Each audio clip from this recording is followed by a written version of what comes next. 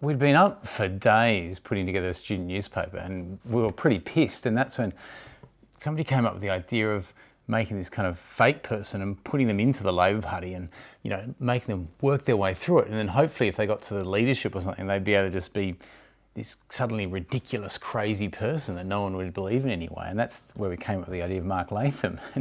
Well, I was originally cast in the role of this character, Mark Latham, but I said, no, I said this script is too unrealistic. Like, a guy who beats up a taxi driver and then immediately becomes leader of the Labor Party. I mean, there's such obvious bullshit. Yeah, well, scripting was a real problem because there's only so many ways you can come up with to express bitterness. And after a while, it kind of gets quite samey. But the actor we had was just a pro. He just kept coming up with new and fresh ways to be a dickhead.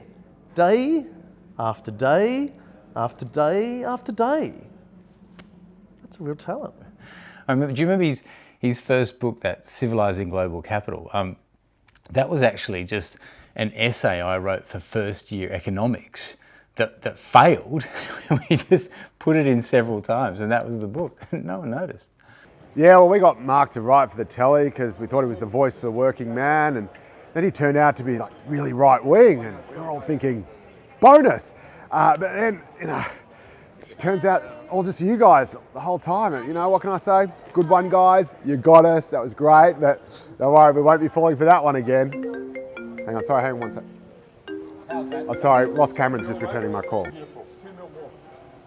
Yeah, when he arrived, I was a bit suspicious. I mean, it looked to me pretty much like he was a plant to undermine the Labor Party, but I couldn't say much because most people thought I was a plant to undermine the Liberal Party.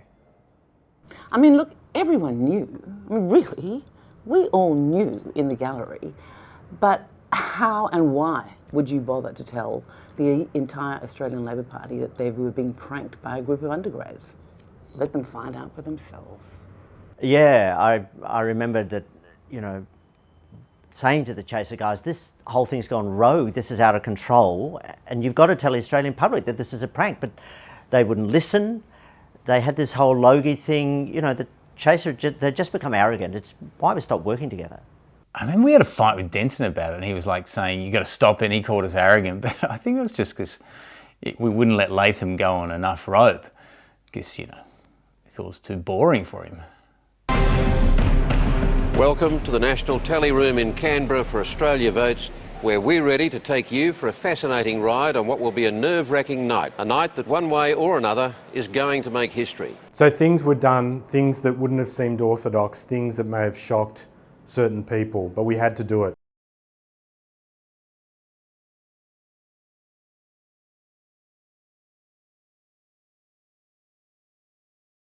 We had a longer term aim, and that is to spare Mark Latham for the glory that is Sky News' Outsiders program. All this talk about fake news, fake this, fake that, and here we are with the greatest fake really in modern Australian history. Nothing like this since Ern Malley. It was Charles's idea for him to have one testicle. And he was very specific about the idea that he had to have one testicle.